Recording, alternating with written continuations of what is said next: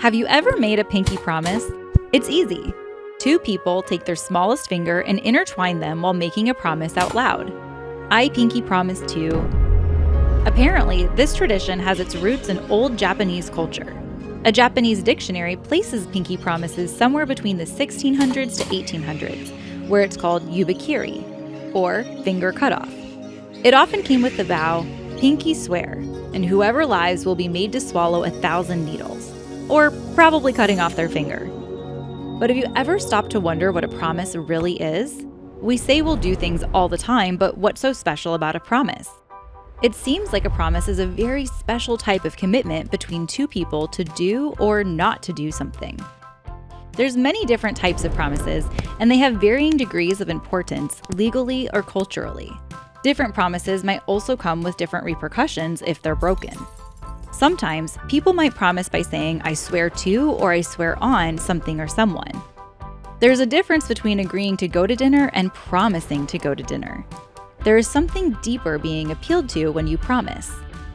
An oath is another type of promise. Government officials and soldiers often take oaths or promises that go with their station or office of public service. In legal matters, a contract is a promise that is binding and protected by the government. Philosophers have even tried to establish rules for promises.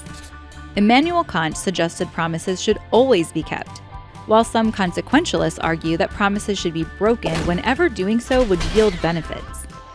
The sociological effect or negative consequences of breaking a promise is often that you're seen as distrustful or dishonest. Promises that are binding between persons or the seriousness of that promise is often related to the substance of what that promise is about. For example, promising to meet for coffee is very different from promising a dying man you'll care for his mother. In the Old Testament, there was a big difference between a promise, a contract, and a very special type of promise known as a covenant. A contract often involves the exchange of property between two or more people. But a covenant is different. A covenant involves the exchange of persons, or kinship. Understanding the term covenant actually unlocks the entire Bible. God made covenants with his people at various stages throughout the Bible.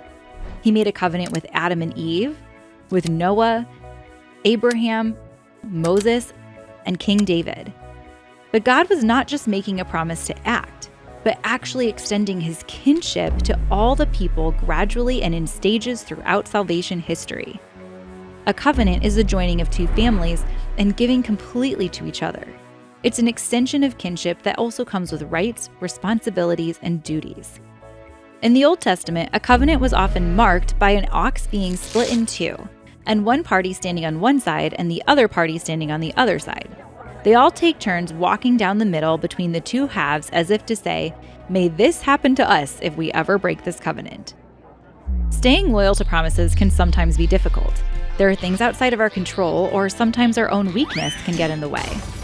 But promises are in a way the foundation of meaningful relationships. In the Bible, they are the foundation of God's relationship with his people. And some of the highest promises or oaths we can make even today extend our kinship or our family relationships. Our society is built on promises in a way. Families and marriages are the building blocks of societies, and marriages are one of the most meaningful promises or oaths we can make even today. In fact, marriage in the church means that God is involved in this sacramental promise. When it takes on a significance that is larger than just the couple or larger than even one family, a marriage can become the sign of the transformational power of a promise.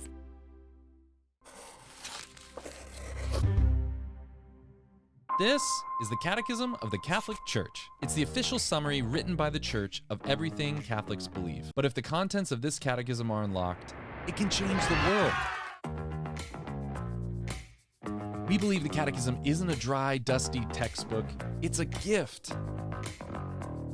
It's the faithful echo of a God who desires to reveal himself to us. We're creating content that's relevant, watchable, the type of content you want to share with your friends.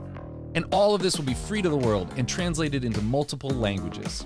Relationships are that way for sure. It's about getting to know someone and then trusting that person. Relaciones son así. Se trata de conocer a alguien y luego confiar en ese. Dépendait fréquemment de la foi des gens en lui et en son pouvoir. Dependia da fé das pessoas nele. Jesus também foi um modelo de fé porque confiou.